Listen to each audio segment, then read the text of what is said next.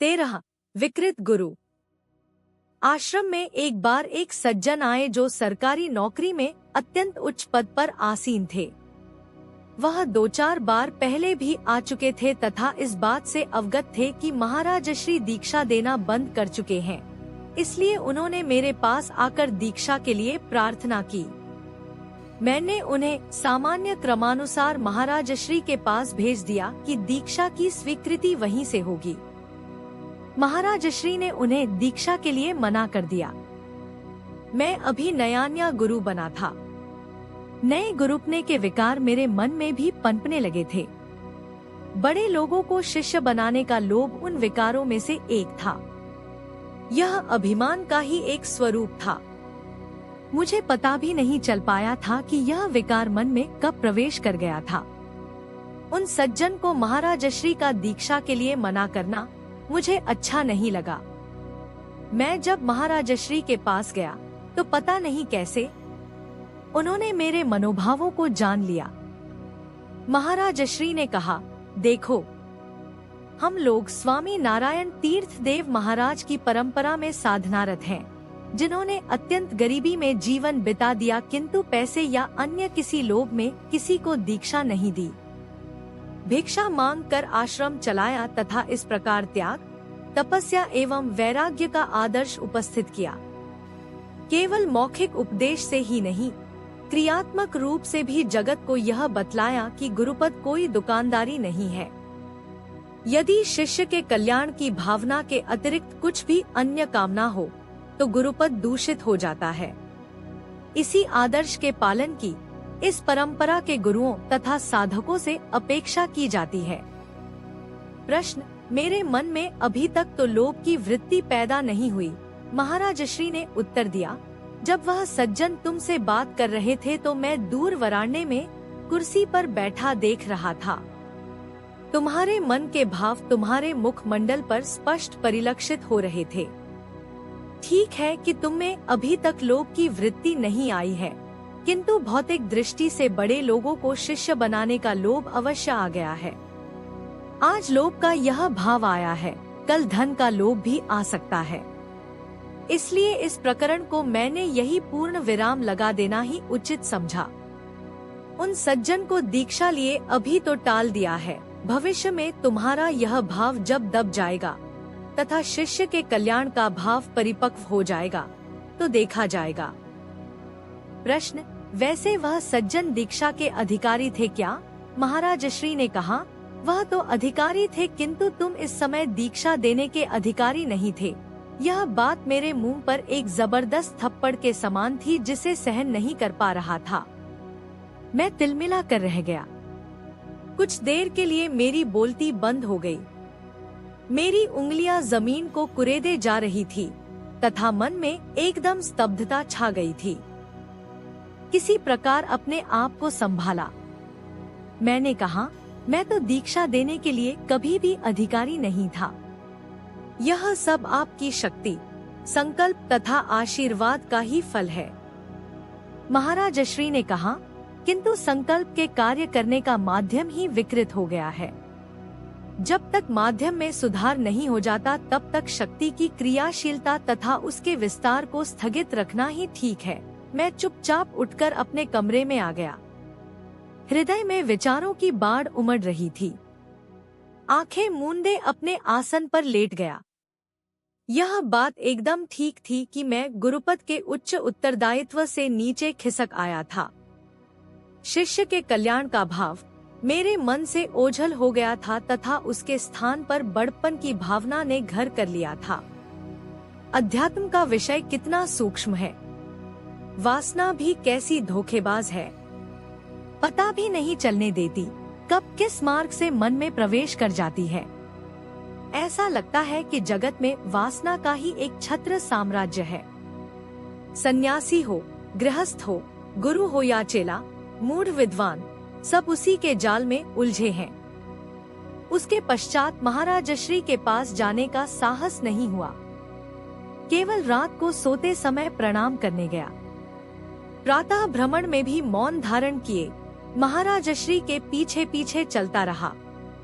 महाराज श्री ने पूछा, आज तुम चुप चुप क्यों हो? मैंने कहा, जी, कल की बात से।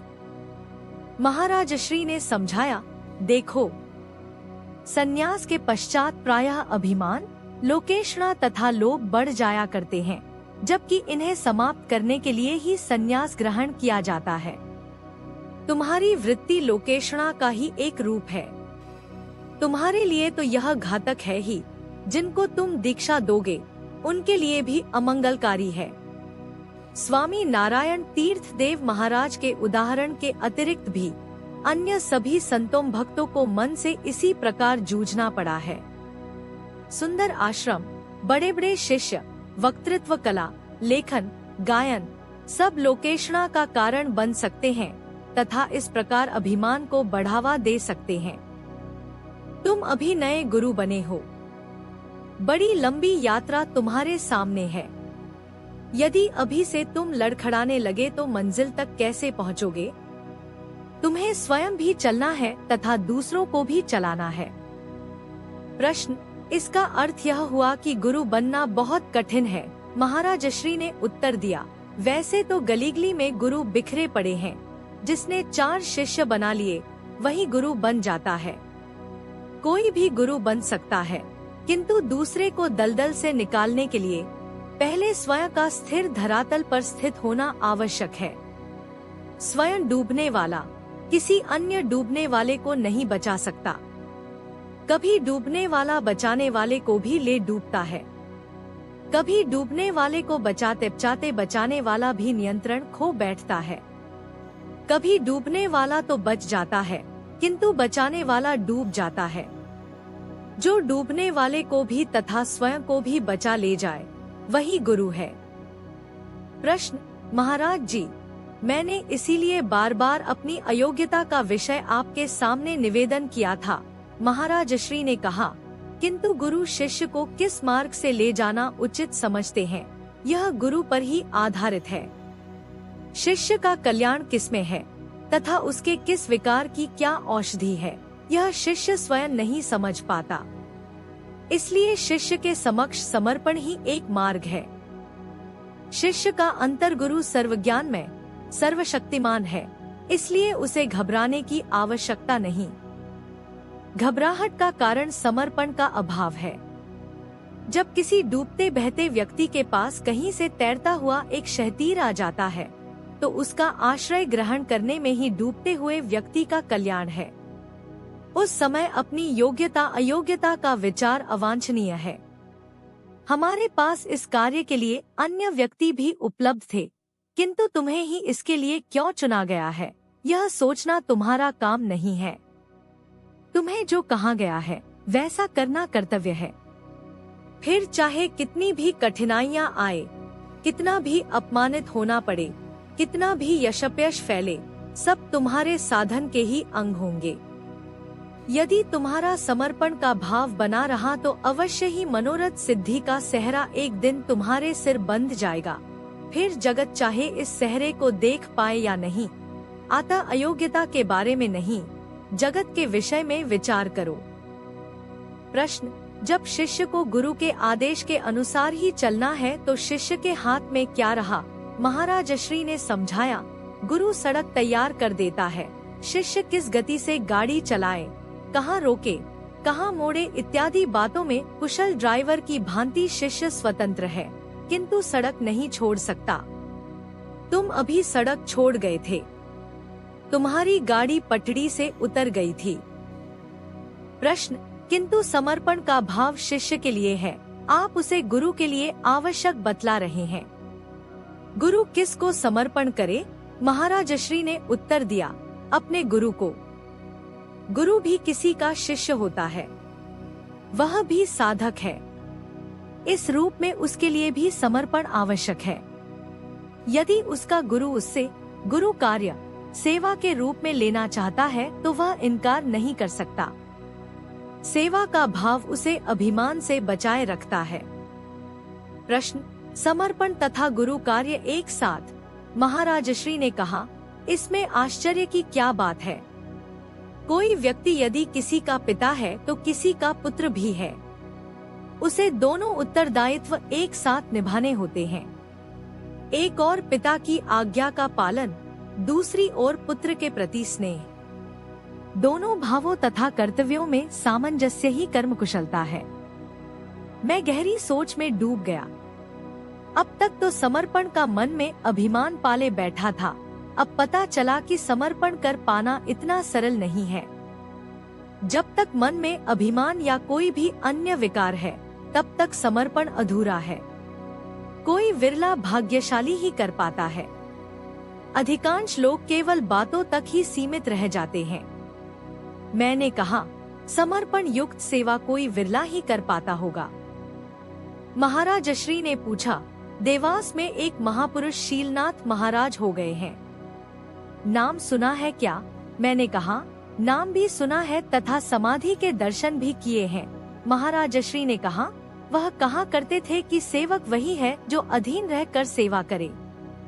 जब तक शिष्य गुरु के शरणागत नहीं होगा तब तक उसकी सेवा में अभिमान बना रहेगा। इसलिए प्रथम शरणागति फिर सेवा। कैसा स्पष्ट मंतव्य है। वह कहा करते थे कि ज्ञानेंद्रियों का कार्य जगत का ज्ञान संचय है, उन्हें अपना कार्य करने दो। साधक को जो ग्रहण करना होगा करेगा, मन में जो भाव रखना है बनाए रखेगा। उसका मन इंद्रियों के अधीन नहीं होता, तभी समर्पणयुक्त सेवा संभव हो पाती है।